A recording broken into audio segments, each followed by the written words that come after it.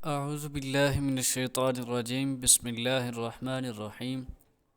السلام علیکم ورحمۃ اللہ وبرکاتہ۔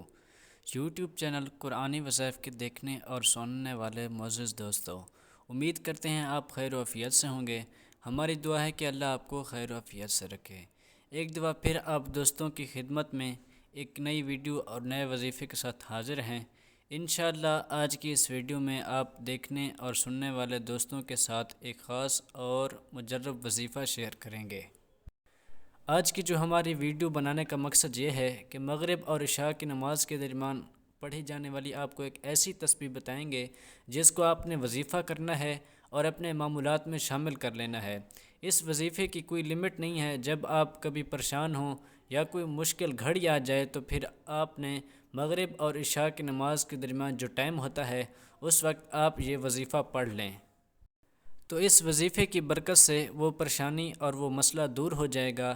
اس کے علاوہ اگر آپ یہ ڈیلی وظیفہ کریں مغرب اور عشاء کے درمیان تو انشاءاللہ اس وظیفے کی برکت سے آپ دوستوں کے گھر میں، رزق میں، کاروبار میں اور اولاد میں برکتوں کا نزول ہوگا، اور اللہ تبارک و تعالیٰ آپ کو ایسے جگہ سے رزق عطا کرے گا جہاں سے آپ کو وہم و گمان بھی نہیں ہوگا اور آپ حیرت کریں گے۔ تو آئیں آپ دوستوں کا ٹائم ضائع کیے بغیر ویڈیو کو آگے لے کر چلتے ہیں۔ تو آئیے جانتے ہیں اس وظیفہ کو کرنا کیسے ہے۔ تو سب سے پہلے مغرب اور عشاء کے درمیان باوضو ہو کر بیٹھنا ہے، یعنی جب آپ مغرب کی نماز پڑھیں گے تو یقیناً آپ کا وضو ہی ہوگا۔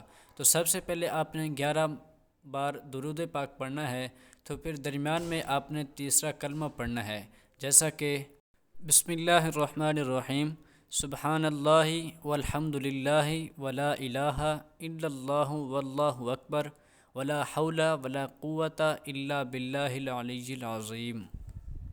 تو جو یہ تیسرا کلمہ ہے آپ نے 7 مرتبہ پڑھنا ہے، اور اس کے بعد پھر سے آپ نے 11 مرتبہ درود پاک پڑھنا ہے۔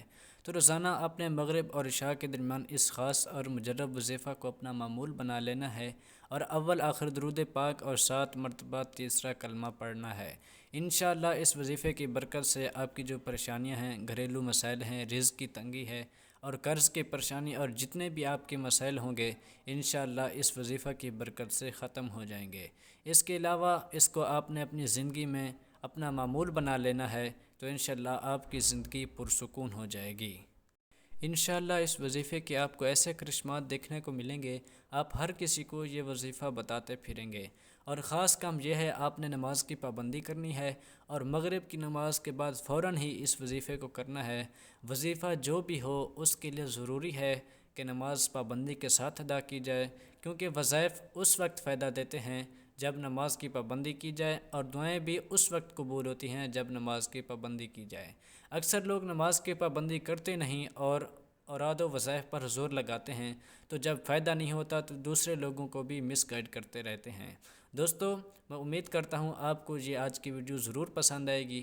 اگر آپ کو یہ ویڈیو اچھی لگے تو لائک، کمنٹ اور دوستوں سے شیئر کرنا نہ بھولیں، اور ہمارے چینل کو لازمی سبسکرائب کریں اور بیل آئیکن کو لازمی پریس کریں تاکہ ہماری نئی آنے والی ویڈیو جلد از جلد آپ تک پہنچ سکے۔ بہت شکریہ۔